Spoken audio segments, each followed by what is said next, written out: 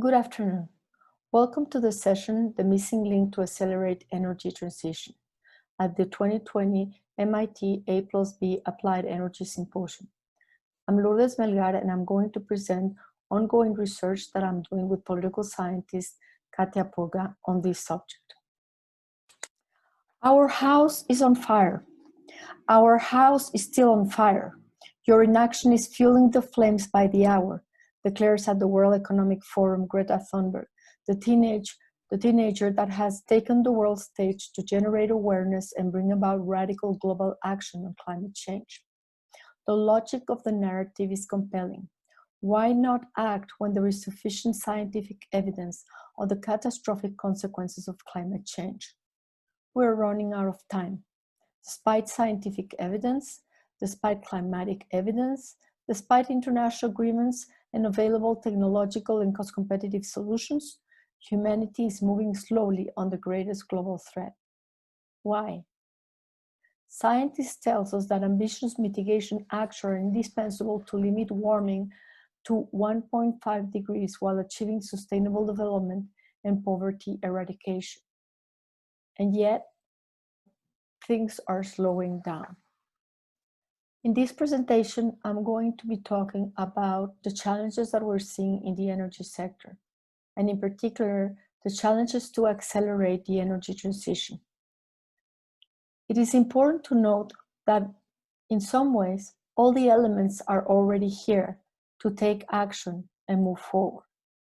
We do have the technological breakthroughs, we have cost-effective measures, and we have these international agreements. However, increasingly, we are seeing a dispute over the energy sector in what I'm defining as two big camps.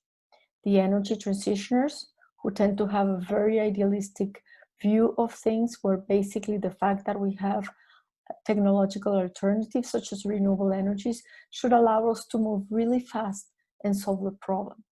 And on the other side, we have the opposers, the fossil fuelers, who think that we should slow down, should take our time, and we should protect the investments that have already taken place. In the midst of all of this, what we are actually seeing is a dispute that has to do with a paradigm shift that is reshaping values and the political economy of the world energy system. Unless we are able to understand what is going on at the socio-political level, it will be very difficult to be able to solve the conflict, build bridges, and move forward. And this is precisely what we're going to be talking about this afternoon. It will be really difficult to begin this conversation without taking a look at what has happened this year. 2020 is no doubt the year when certitudes became uncertain. 2020 was announced by the UN to be the decade of action to deliver on sustainable development goals. It is also the year when we have seen people march against racism, injustice, and inequality, even at times of COVID. And yes, 2020 is the year of the pandemic. A pandemic that has put 50% of the world population, we're talking about 4 billion people, in lockdown. Of course, this has had a dramatic impact on the economy, and what we have seen is a collapse like we have never really experienced it. And in terms of the energy sector, we have seen energy market crash. For the very first time, last April, we saw oil prices go negative. 2020 is indeed the year where we have to make a decision about climate change. Either we act now or we will not. Let's take a look at this graph that was recently published by the International Energy Agency. Basically what it does is it traces CO2 emissions over the past 120 years. And what you can see is how, starting after World War II, we have an exponential increase in emissions. And yet, just this year, the year of the pandemic, we have had a decline of 8%. So CO2 emissions have fallen nearly 8%, and I'm talking about energy-related CO2 emissions. Now, This is bringing the number of emissions as low as they were a decade ago. In a big part, the explanation to this has to do with the reduced use of coal. And if we look at past experiences, particularly the ones that we had after the financial crisis, the biggest concern that we have is that once we start moving out of the crisis, that we will see a steep increase in emissions. That is why many governments are asking that we go for a Green New Deal, that we make sure that we have a recovery that is based on sustainability and in moving towards a low carbon economy. And as well as this may sound, this presents challenges if we are to really achieve this. Why center on the energy, on energy production and use? Well, because energy production and use account for 2/3 of the total greenhouse gas emissions. If we want to hit the 1.5 degrees, the 1.5 Celsius degrees goal that has been established in the Paris Agreement, we require a 7.6 annual cut in greenhouse gas emission on a yearly basis, that is by 2030. So there is a promising consensus on the impact and the type of policies in the energy sector that are needed to reduce emissions by 2040. And we have them. These are technologies, most of them that we are really using, such as energy efficiency, which is meant to make a major contribution, renewable energies, and also fuel switching. And there are other technologies that we're waiting for them to be commercially viable, such as carbon capture and sequestration, which is due to have a significant impact.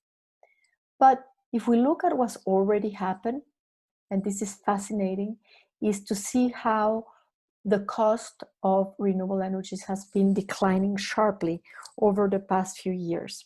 And you can see here the latest information from IRENA, where we can see how for every single one of the sources of renewable energies, we have seen a decline in prices over the past 10 years. This, of course, makes the availability of it a promise that we can use to make a change. So renewable generation, power generation is now competing with fossil fuels. The International Energy Agency shows that even before the pandemic started, coal was already below renewables in terms of its contribution for generating electricity. This is a major change in the way we are generating electricity in the world. But let's be clear about it. Even though coal is declining, we still have 60% of the electricity in the world is generated by fossil fuels. So if we want to mitigate emissions, we need to see an increase in the generation with renewable energies. Now, the other element that is fascinating to look at is the evolution of climate change agreements over the past 30 years. No doubt, the Paris Agreement, which was reached in December 2015, was historical. And it was historical because it built up over decades of negotiations, sometimes easy, sometimes very difficult. But we have 197 countries that signed the Paris Agreement to try to solve a problem of the commons. And part of the reason the Paris Agreement was reached is because countries were able to sit at the table and really tackle fundamental issues. In 1992, when the United Nations Framework Convention on Climate Change was signed, a key principle was established, which was the one of common but differentiated responsibilities and respective capabilities of each of the countries as a contribution. There were many debates taking place over the years about how to monitor progress, what kind of agreements to reach, how to make sure that there was financial support for developing countries in mitigating and adapting to climate change. And all of this, we were able to solve it in the Paris Agreement. Each country submitted its national determined contributions, that is their commitments to take on action at the domestic level. Now, there was a lot of enthusiasm coming out of Paris. But however, what we are seeing is that 4 years later, we are falling behind. And this map, what it shows is 32 countries that represent 80% of the emissions of the world and 70% of the global population. What you can see here is that in most cases, we are really behind in terms of having contributions that are compatible with a 2 degrees Celsius target. More importantly, when we look at the 10 larger emitters in the world, we can see that they are really far from it. 2 are critically insufficient, that is the United States and Russia. We have 3 highly insufficient countries. We have 4 insufficient, and only 1 country is making a contribution that is compatible with a 2 degrees Celsius increase. More importantly, this year, 2020, countries are expected to submit their updates for the national determined contributions. And what we are seeing right now is not encouraging, because to date, 8 countries have submitted new NDC targets, but they only represent 0.3% of greenhouse gas emissions, whereas 7 countries that represent 26% of all the emissions have decided either to not update or have not resubmitted resubmitted all targets. This means that we are falling behind in terms of what is expected to be able to stabilize emissions and to make sure that we do not get a higher increase in world temperatures. The question is, why is it happening? And again, here I think again about what Greta says. Why are we acting? And perhaps what we need to do is look a little bit more into the politics of it all. We are undergoing a backlash where what we are seeing is the primacy of fossil fuels in the energy sector.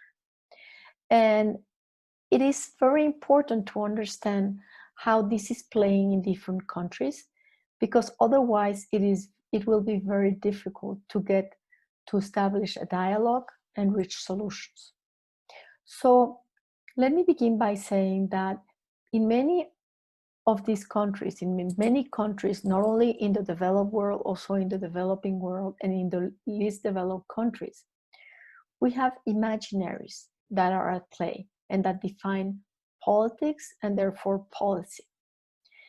These national socio-technical imaginaries are defined by a set of things that include views about what is national sovereignty, what the national interest is, and the importance of the role of the state.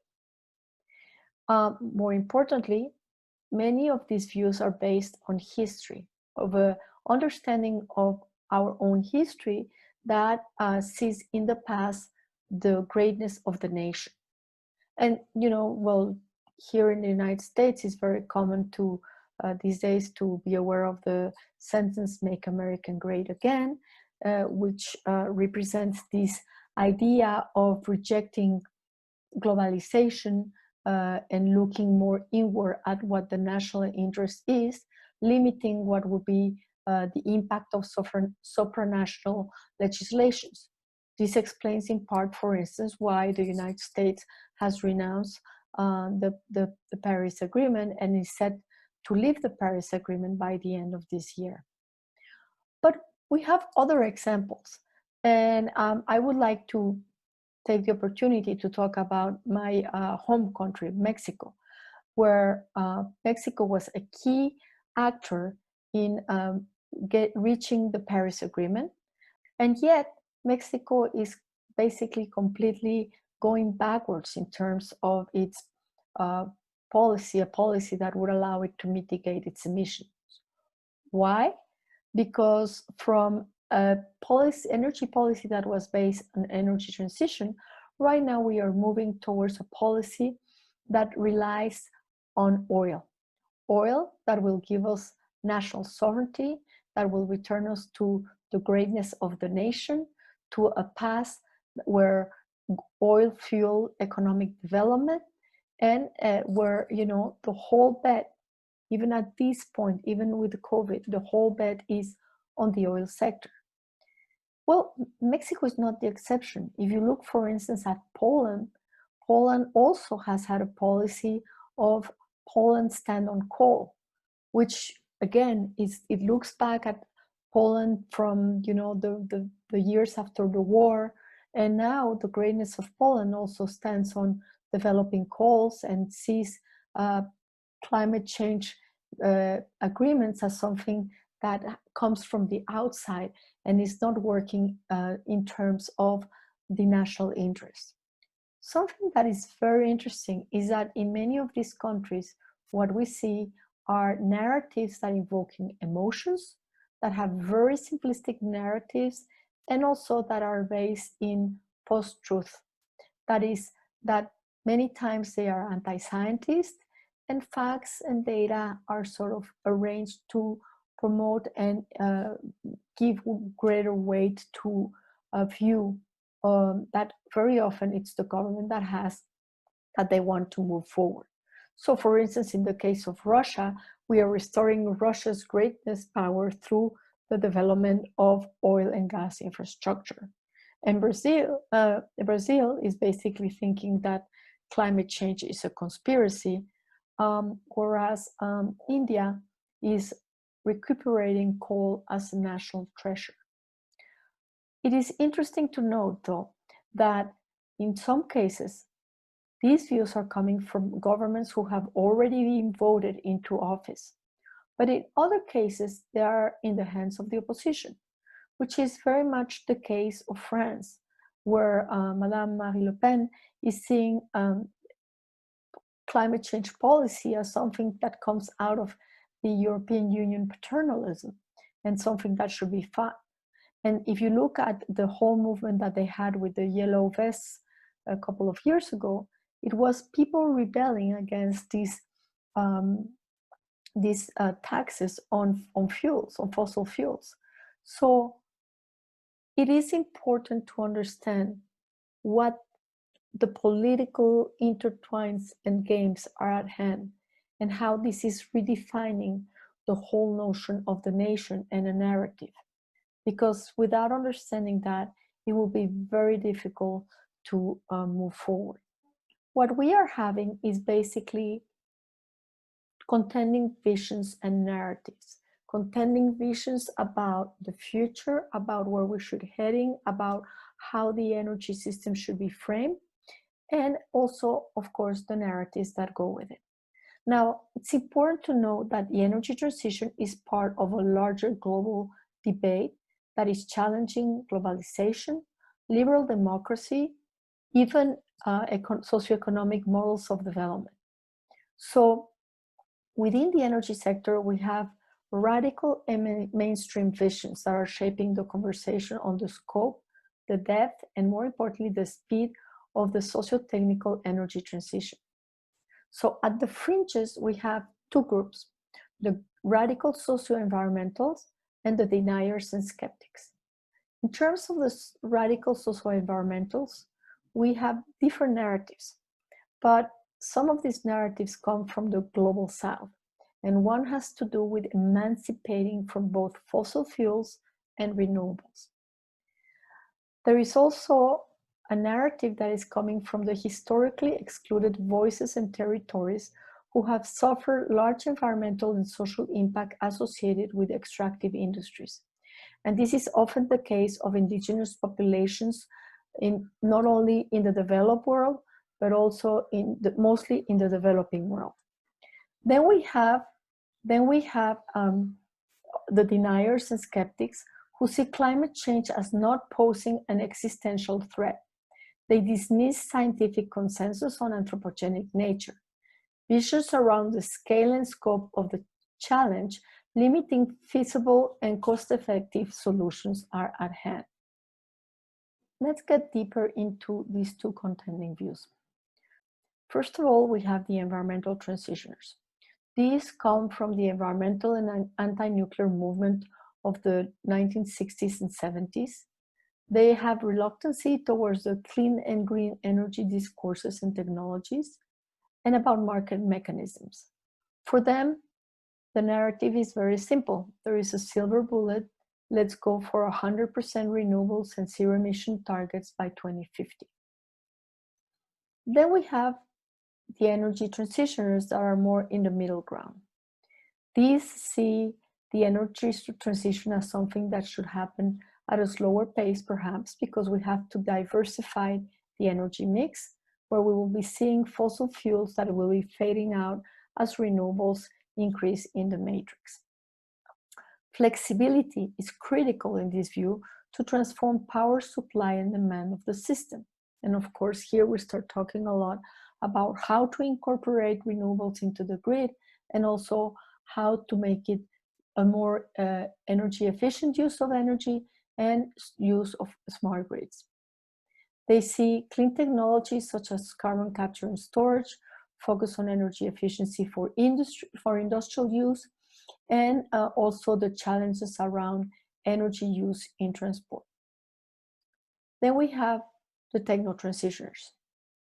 And these are the ones that have a puristic view of the world, who see techno-futuristic solutions, and who are much aligned with the fourth industrial revolution.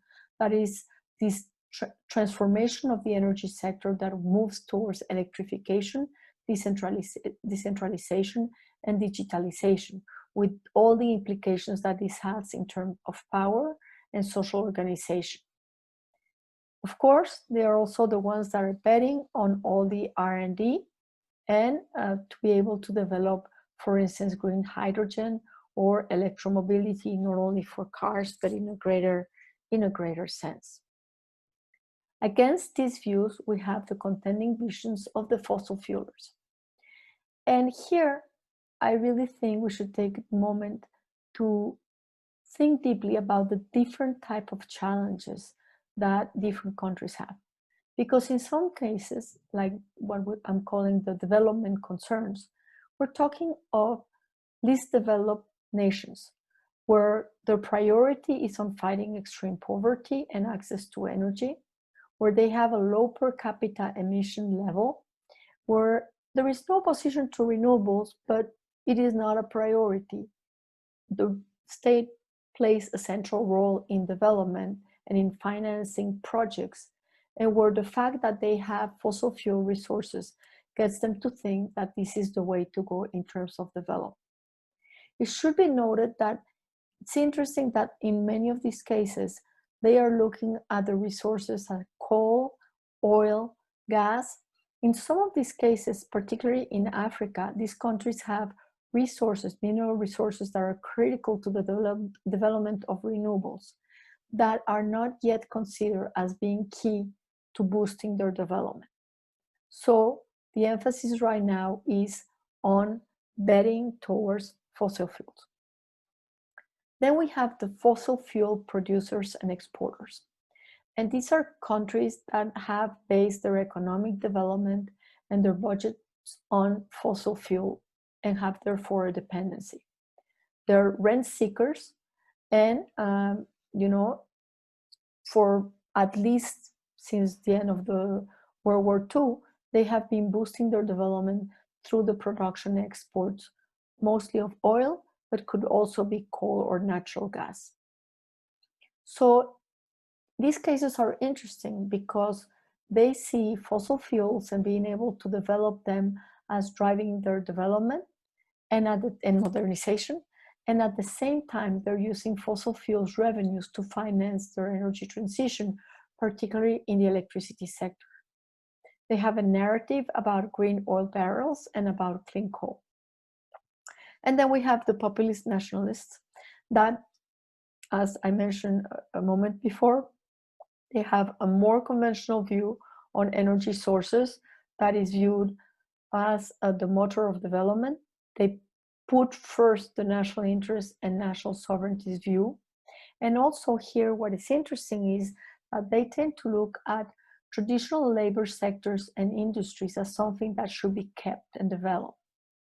So Fossil fuels are seen as key and irreplaceable in the energy mix. My argument is that we need to be able to find the missing links for getting the socio-political support for the energy transition. As you could see thus far, we have two contending views, in two blocks, two contending views, where it could seem difficult to find a middle ground and build bridges. However, we need to understand all the elements that are at play, and first of all, acknowledge and recognize the existence of these contending visions, because they are rooted in very deeply different views of politics, how the economy should work, technically, technologically, what we should be using, and also at the socio-ecological level. Also, it is interesting that this whole discussion is actually a political struggle that is underway, and a political struggle that we are aiming at seeing it to be ensuring a more just and sustainable future. It needs to address issues of inequality, injustice, and social opposition that are linked to the traditional energy systems. And what do I mean by this? Well, basically, one of the things that we are seeing is that the whole debate about energy futures and about moving the energy transition has to do with a completely new paradigm, a shift in paradigm from one where we had an important role of the state or big business financing big infrastructure projects that were covering the whole nation, to something that is technologically feasible now, which is smaller projects, modular projects that can be established at the local level, where there needs to be agreement with the community, where there needs to make sure that the community is part of the ones that benefit from the projects, from the greatness of that, but also the fact that all this discussion is taking place in the midst of this transition to the fourth industrial revolution. It means that the fact that we have electrification, digitalization, diversification, all of that is giving more power to the people. So part of the struggle has to do with the struggle of the political elites, the economic elites, the political elite, wanted to keep their power. Because in this energy transition, what we're seeing is that we have winners and losers. And we need to make sure that we can find a way where there is a way to distribute benefits and to ensure, particularly in cases of generating jobs, generating opportunities, that we can help people, that we can retrain people, that, you know, in many cases there will be stranded assets, there will be communities, entire communities that will go through very difficult times. And this is part of the thing that is basically putting a stop, putting a sort of a barrier to moving forward. So as we can see that the new model is going to lead to something that is more socially controlled, there needs to be a new way to redefine politics and social relations. So part of this has to do with thinking about different types of ownership and control over the resources, about the use and production of energy, and it is critical to address the evolving and active role of communities as co-investors and co-owners, and also of individuals, because individuals in this new model become prosumers. They are at the same time producing energy and consuming energy. This whole system gives us a lot of flexibility. And at times it may seem like going through this transition is still sort of a dream. But if we actually are able to put on the table the right policies and regulation the right narrative, finding a narrative where we can find the middle ground. And also the fact that there are trillions of dollars that are being invested in this transition, making sure that we can train people, we can get benefits to other people, that people can see the benefits of this, then we will be able to move forward. So this is a discussion that is just beginning in terms of the analysis and the work on energy transition. There's beginning to be work on these type of questions, but we need to dig deeper. Thank you very much for the opportunity to address you this afternoon.